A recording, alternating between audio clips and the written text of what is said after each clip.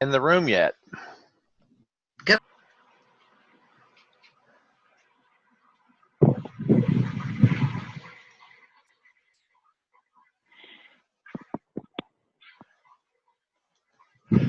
All right, well, I'm going to tell you what, we're going to go ahead and start. More people, I'm sure, will be joining us, but we have a limited amount of time. This is the free version of Zoom. I don't know how many of you have used this, but I can have 100 people on here for free. We can all talk at the end. Let me get through the presentation because we're going to record this, and then we can answer questions as time allows. So if you've never used Zoom, I would certainly recommend it. It's a great program. All right. The title of AIM, what Paulette has mentioned to you and what I developed, and if you're out there, if you want to mute your microphones until you're ready to talk, that will help block out some of the background noise. So, assimilation and integration within the church. This is not a program from the 70s, has nothing to do with race. My father-in-law in Mississippi was furious when he read the title. He says, I'm not going through all that again. That's okay. It has nothing to do with race. This is assimilating people within the church. And so we're going to try to answer the question, what skills, passions, gifts, professions, and personality has God given your membership, and out of which ministry and opportunities can be developed? So the key to understanding assimilation and integration is to know who is joining your church and who is already in your church. So I like to do this in a live setting when I'm talking to pastors and other church leaders and ask them this question. Do you know the following? Just take out a piece of paper and write your answers down. Now, you don't have to do that this morning, but who are all the electricians in your membership, or all the people who know how to change out a switch or change a light fixture? Who are all the people who play the piano in your church? Who are all the people who enjoy sewing? Who are all the people who use negotiation skills in their work? Who are all the people that enjoy sending out cards? Well, if you're a typical church, unless you're a church of one, you probably would have to answer, you don't know, because you don't know what hidden talents people have. They may never have shared the fact that they know how to play the piano. They've never have shared the fact that what their job is, or some of the things we do. They do, rather. So what is assimilation and integration? Well, first of all, it's making and maturing believers. We talk a lot in the Southern Baptist Convention, which is what I'm part of. This is not a Baptist program, so if you're not a Southern Baptist, that's fine. God made all of us. But this is an idea that all of us need to make and mature believers or disciples. We need to develop fully functioning members. Now, what do I mean by that? Our churches are filled with people that never do anything in their life to serve God or to do ministry. I shared with Paulette yesterday that our church here in Anniston, Alabama used to go to Honduras, and we had an 88-year-old woman volunteer to go. Now, she didn't have any skills other than she could entertain the children while they were waiting for their parents to see the dentist and the doctor, to go through the church service and all the things that we were doing. And so I asked Miss Mary, I said, you're 88 years old. Why would you come to Honduras? There's no electricity. There's no running water. There's no shade. This is a very rough environment. You're sleeping on the floor. Why would you do this? She said, Dale, I'm 88 years old. I don't have much time left, and I do not want to stand before my Heavenly Father and say I wasted my entire life. I never did anything for you. And so the idea is that we give people a reason to function as members, as ministers, as disciples in the church. Assimilation and integration is also a process to help your people find their place in your church. If you're a pastor or a church leader, sometimes we get very frustrated because people don't get active. We don't know why, but they never find their place. So the next one is provide new members with a sense of belonging. We know from research that millennials and Xers especially, but all people, if they don't feel like they belong there, we have about 6 months before they move on to another church. Assimilation, finally, is the process in which the church welcomes and receives a new member into the body of believers. So we have two definitions there, and if my slideshow was actually working, all this would be sliding in and out, and it'd look all pretty. But Euphoria.com says the definition of assimilation is to include into the larger whole, to involve and to make one. Wouldn't it be great if our churches actually felt like they were one body of believers, that they had one purpose, they had one ministry? Dictionary.com says to take in and incorporate as one's own, to absorb. Excuse me, I don't know what's wrong this morning. To absorb. And so as new members come into our churches, we want to take them in and we want to absorb them. We want to absorb their talents, their skills, their passion, and their calling. In Ephesians 2:19, and this is the Message version, probably not one that many of you read, but it's a beautiful modern language version, and it says, the kingdom of faith is now your home country. You're no longer strangers or outsiders. You belong here. Jesus intended for new people to come into the kingdom of God and to call it their home. As you know, in his final commission to his followers, he said that they were to go into all the world, beginning in Judea and Samaria and to the uttermost parts of the world, and to make disciples. Now, just to talk about this, making people feel like this is their home. I've been a member of my church for 20 years, and still I almost feel like an outsider to some extent. I didn't go to high school with these people. I didn't grow up with these people. They go out to eat dinner with each other. And for whatever reason, myself and many of the newer members are simply not included. And we don't feel like our church is our home yet. We enjoy our church. We love our church. But there's still something missing. So our churches have some work to do. Implementing assimilation and integration into your church ministry.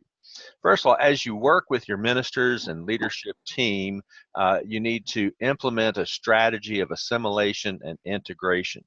You'll discover that this strategy should be geared towards two groups in your church, guests and new members. So as people come and visit your church, as you get new members, that's one group of people that we want to pass through this ministry program. And then with our existing members, we have so many people in our churches, as I mentioned earlier, that never do anything. They never get involved. So implementing AIM with guests. We've included into the online version of the program, as well as paper versions, 5 inventories. So we want you to, as you not just hand this to your guest on their first visit, but certainly after they've been there a month or two and you want to get to know them better, give them an opportunity to feel like we really want you here. You could ask your guest to complete any or all of the 5 inventories so we can get to know you better. And the 5 inventories are this: what languages do you speak? Believe it or not, many people will speak or understand a second or third language that you may need in your church ministry. I have a part-time job that requires me to know a little bit of sign language, a little bit of Spanish, and a little bit of French. And so I don't speak those languages, but I certainly have an understanding of them. Well, most people don't know that I have those talents in my church. Secondly, what musical talents do you have? If you're a minister of music, wouldn't you love to know that, hey, we have a guest here that's a soloist, or we have a guest here that plays the trumpet, or a guest here that, you know, has the ability to do this or that as far as the musical talents go. That way, the musicians in the church can help encourage that guest to get involved, to come be part of our praise team, come be part of our music team, sing in our choir, join an ensemble, whatever your church offers. What ministry experience do you have? Believe it or not, many of our people that come to our church may have served in other churches in a leadership position. They may have led conferences. They may have taught Sunday school. They may have worked in their association or denomination. Number 4, what teaching experience do you have? So in this inventory, we asked not only about their church experience, but about their uh, professional experience. Have you taught in public school, private school, church school? What grades did you teach?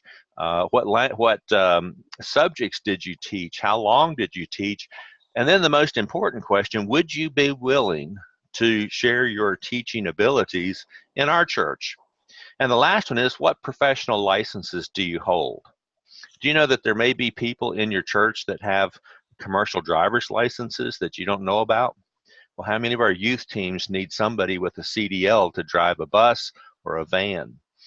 Most churches don't insist that people that drive their church van have a CDL, but the National Transportation Board requires that if you have a 15-passenger van of greater than 10,000 pounds gross weight, you must have a CDL. We just ignore that. So if you're going to be if you get into an accident, you become very liable. So getting people with professional licenses, knowing who is a licensed electrician, who is a licensed insurance agent, who is, you know, and there's like 30 or 40 different professional licenses that we list in here. It just helps you get to know your people. Under the implementation section, inventories can be completed online or in a paper version. Some people may not want to go give all their personal information if they're still visiting your church. So we make paper versions available to you. If they choose to go online, they would also have access to all the assessments, even if they don't join your church. Implementation with your existing church members. Assessments and inventories can be completed online or on paper. Now, we have a large group of elderly people in our church that either don't own a computer, or they're scared of their computer, or they don't know how to use the computer, and they have told us, I'm not going to do this. If you give me something on paper, I'll be glad to do it. Well, this just opens up a whole new ministry opportunity. They would fill out all the assessments on a paper version, and then we go to our youth department and we say, hey, youth, we've got a great ministry opportunity for you. We want you to take these paper versions and go put them into the system, so the system can complete the recommendation section, and we can print that out and return it to some of these older folks, or even, you know, middle-aged people that simply don't have access to computers, or for whatever reason choose not to use a computer. The online version, as I said, will make a recommendation on what ministry best matches their spiritual gift, passion, skills, personality, and experience. I was a minister of education for over 30 years and have used all kinds of spiritual gifts inventories, all kinds of DISC personality profiles, shape, place, so many of them. And yet none of them have ever answered the question, okay, I know all this about me, now what do I do with it? And so one of the key features of this program is, as I was developing it, I was in my office and the Lord began to just speak and give this to me after my open heart surgery when I was recovering for a year or two. And we developed a database of 275 ministries. So all these ministry opportunities are cross-referenced to their gifts, their passions, skills, personality, and experience. And as you get further into understanding what this program is about and how you can present this to the church, we'll get you some more information. Members receive an immediate copy of the conclusion of their assessments. They also get an email copy. But most importantly is the staff will have access to the church members' reports. And this will help the staff in assisting people to find a meaningful ministry. Most of us, whatever denomination you're in, we have nominating committees or committee on committees or ministry team people that will try to find leadership, for the new positions next year. Wouldn't it be nice to know that people on your Buildings and Grounds Committee actually have experience in buildings and grounds, actually have a passion for that? And so there's a lot of ways to use this program from the staff perspective. We also have, in our church, we get calls saying, I have this special need. My grandfather has fallen. He doesn't have insurance, can't go to a rehab facility, but we need some men who can sit up with him at night and watch him while he sleeps. And if he needs to get up, they can take care of him. Well, wouldn't it be nice if you could go to your database and say, show me all the men or all the women in our church who have this passion about caring for the elderly or have nursing skills or have done this type of job in the past. So you're going to have access to a fantastic search school, a search ability where you can search on any or all of these gifts, passions, skills, personality, and experience. The number of searches that can be produced is just astronomical. Also, as with the guest, you get the 5 inventories, and they do that online. So churches will begin to understand that, first of all, it is not their purpose to assign people to a task or to seek out anyone that will volunteer for a ministry or simply fill ministry positions with unqualified people. If you have been in ministry long enough, if you have been a church member long enough, you know it is so hard to get people to volunteer to join a ministry team, to serve on a committee. Many times we go and say, would you please, please, please help us out by being on this committee. You only meet 2 or 3 times a year. We're not really asking you to do anything, but I just need 3 more people. Would you help us out? And of course, most people will, if you're the pastor especially, will say yes. If you're a church member, they can get out and say, well, I'll pray about it. But we seek out people. Pastors are real good about, and minister educations and other staff members are good about getting up in the pulpit on Sunday morning saying, hey, we have a project this next weekend. We need 15 people who can help us. We've got an elderly family in our church. They need some deck repair. They need their yard cleaned up. We need some lawnmowers and weed eaters. And you get people to volunteer because they feel guilty that the pastor's asking them. But most importantly, we really do not want to fill ministry positions with unqualified people. And you all know the reasons why. That causes more problems in a church and just more problems for that person, because then they become discouraged and probably will drop out of your church. So what is the purpose of the church? The church's purpose is to guide people in finding the ministry that God has already prepared and to which he has already called them. Not only are we to assimilate or bring in new members, but we must make changes to our own organization as we integrate their skills and passions and abilities and callings. Now, what do I mean by this? Well, my daughter is a pastor's wife, and she was walking through the church one day and had some of my material in her arm. There was a family that she stopped and said hello to that had been visiting for several weeks, and she asked them if they were interested in learning more about the church or maybe becoming involved in the church. And they said, oh, your church is so big, we'd never know, what to do. And so she gave them the Missions and Ministry Encyclopedia, which you're going to see in just a minute. and say, well, these are some of the ministries that you might find interesting. Flip through and see if there's something there that interests you. And they started flipping through this 630-page book, and they found one and says, oh, we did this in our former church back in Maryland. Do you have this ministry? And Monica said, no, we don't. But boy, wouldn't you like to help us start this ministry here in Alabama? This would be a great ministry for our community and our church. Well, that family joined the church the following week, and within a month or two, they began that ministry.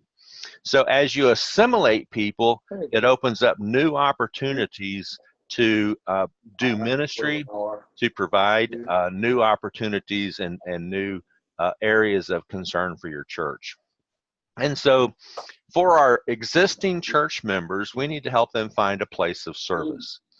Begin a program to visit every member by your assimilation team or your deacons or your staff or whoever is going to be implementing this, to assess the skills, passions, gifts, professions, their personality, that will lead to a ministry in which they are passionate and equipped. I shared with you the story about the older woman in our church that had never served. Now, she didn't take any of these assessments. She just stepped out on faith and did it. But we can go through our current membership and find people that have a passion, have a gift, have a calling to a ministry, and we can help them find their place of service in our church. Next, assist members to find a more meaningful place of service. Some members serve in positions that they really do not find fulfilling or have no interest. Hang on one second here. Somebody's got their mic open.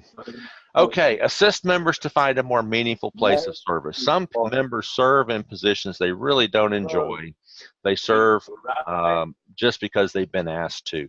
If that's not helpful to them, it's certainly not helpful to the church. Use the assessment tools to help them find a more appropriate ministry, and encourage and inspire people to make ministry a life calling. Now, we get excited when young folks in our church come forward and say, I believe God's called me to the mission field. I believe God's called me to become a pastor, youth minister, women's minister, children's minister, whatever, and I want to go to seminary. We get excited about that. But we should also get excited when a 50-year-old man comes forward and says, you know, God's been dealing with me, and even though I've been an active member of this church, I just have not done all I should do, and I want to commit my life to doing ministry. However that ministry is, but I want to do it right here in my church. I can't change careers. I can't, I've not been called to be a pastor, but I want to do something in ministry. What an exciting time.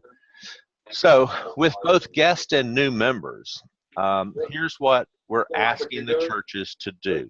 First of all, have each guest or new member complete the assessments and the inventory tools in the application that can be found at aiministry.com. A personalized report will provide their ministry recommendation and options and assist in integrating or beginning new ministries. As you can see, the picture in the bottom left-hand corner, that's the Missions and Ministry Encyclopedia. Every church that signs up for this program will get one. If you decide to get involved with us and represent us, we'll give you a copy. That's a $100 book. It's over 636 pages long, something like that. We also want the new churches to put a link to the ministry profile application on their church's website, put it in their newsletters. They can advertise this, get people to go to the application and take the assessments and get involved. So how assimilation and integration works, what your church needs to know about implementing this ministry. First of all, we want every person in your membership to complete each of the 5 assessments. Spiritual gifts. We've all used spiritual gifts inventories. We also know that there's a wide range of lists that are available. Some churches are very conservative and only believe there are about 7 gifts. Others are what's called full gospel, and they use 23 gifts. We actually have included 5 different spiritual gifts list in the program that you will see here in a few minutes. We let the church pick which one best matches their theological philosophy. So if you're a 7-gift church, a 9-gift, a 16-gift, a 20, or a 23-gift list, only questions that fall into those categories will be asked during that inventory. Only matches to ministries will be matched to those spiritual gifts. So we don't want you to feel, or your customers or the churches you're talking to feel pressured into, well, wow, that spiritual gifts, we're very cautious about that because we don't want people to get confused. We only want to use this. That's fine. We have a gift that will probably match them. Personal passions, I'm going to show you a list of those in a few minutes, but people are passionate about a lot of things. Most of the programs that are out there, like especially SHAPE, they only, let's see. Vacuum the floors, water the plants, all kinds of. Oh, wait a minute. What'd I do? Hang on, folks. Oh, shoot. I just messed my whole recording up. Okay. We only have about 10 minutes left, so you can read this yourself. These are some of the personal passions. People are passionate about a lot of things. We can use that knowledge in helping people select a ministry. These are some of the professions and careers that are included into the program. Knowing what a person has done in the past may provide opportunities for them to, find a ministry. We also include a skills assessment, and these skills are real skills, things that people do in their life and in their work. And, knowing some of these things would be extremely helpful as we help them get matched to a ministry. Now that the profile is done, what's next? Just knowing all this is great, but you need to be matched to a ministry. And so the Missions and Ministry Encyclopedia, as well as the online version, includes 9 ministry areas: administrative teams, Christian life teams, church growth, discipleship and training ministries, evangelism, family life helps, missions, and music and worship. Each of these ministries will have a scriptural authority. There will be a ministry synopsis, a ministry implementation, and then there'll be helpful profiles listed inside each page. And we have an example of the page right here, so you can see this is how it's laid out. Bible study curriculum design. Now, most churches would not design their own curriculum, but some of the larger churches do. Maybe they design a short-term project and not their Sunday school Sunday school lessons, but something on a particular subject. So here's your scriptural authority.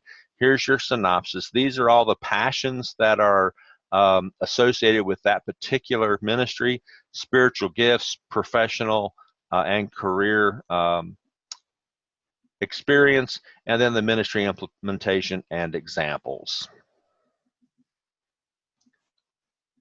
So what does AIM offer a church? 1, the opportunity to get to know their new and existing members. The ability to match members to specific ministries where they can be successful. A searchable database where leadership can seek out members to help with specific needs, and to encourage church growth through fulfillment by experiencing the joy of doing ministry, and to see that the church's mission is fulfilled. So what does AIM offer to you?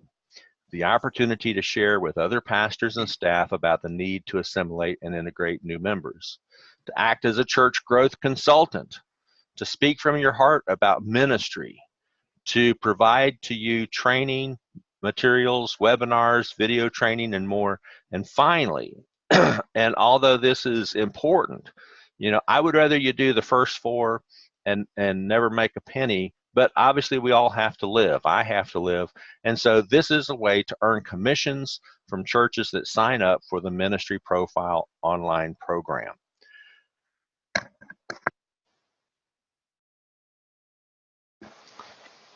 So in bringing it all together, in order for you to experience what this program is about, I'm going to ask that you click that link right there. If the link doesn't work, you can do this after we finish. We've only got a few minutes left. We've got 6 minutes left of our free time. Go fill out the member registration. Try it for yourself. Take the assessments, get your report, and see what you think. Only after trying this for yourself, ask yourself, is this right for me? Are you passionate about ministry? Do you see value in this program? Can you talk to other pastors and staff members or leaders about this program? And finally, do you want to make commissions on doing and sharing ministry? Paulette has told me, and as a minister myself, most ministers are not salespeople. They just don't know it. But this is more about talking to people about ministry, about church growth, about equipping people to do the work that God has called them to. So I just want to share one final story. My grandfather was a farmer in southeastern Missouri. He died in 1966 at the age of 62. And so on summer vacations, we would go to Missouri, and I got to know my grandfather a little bit. He had 2 pairs of overalls. One he wore in the fields every day, and one he wore to church. His church overalls were just like they had come out of the store. My grandmother pressed them every Sunday morning. He had a white shirt and tie, and that's what he wore to church. And I was talking to my grandfather. We were sitting in this big, beautiful church in Kennett, Missouri. And almost with tears in his eyes, he said, "You know, Dale Jr., there's one thing here I would really love to do, and I think I'd be really good at it. I wish they'd ask me to take up the offering." And that's what he was equipped to do. He had a 3rd grade education. He was a farmer. He didn't own suits. He didn't, do all these things, but he was in church every Sunday morning, every Sunday night, Wednesday night. Anytime there was a church meeting, my grandfather was there, and never once in his entire life was he ever asked to take the offering. At 62, he passed away, having never once done the ministry that he felt he was called to do. We want to change that. We want our churches to help all of our members find a place of service. Well, this is the summary of what the program is about. We have 3 minutes left. If you have a couple questions, we'll be glad to answer those. This is a very quick overview. We'll have more videos available. We can get Paulette and myself can get you more information. We can get you samples of the materials that we're going to use. There's a lot more to this than what I could get into 40 minutes. Even though I grew up in Ohio and people call me a Yankee, I talk real fast, but 40 minutes is hard for Baptist preachers to get all this into. It's only 23 pages, but a lot of words were spoken. Anyway, do you have a question very quickly?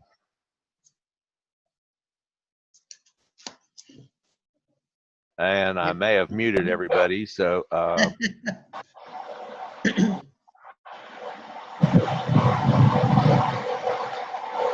unmute. No, I didn't mute anybody, but unmute yourself if you can. If you have a question, you can email Paulette. My email address is dale@aiministry.com.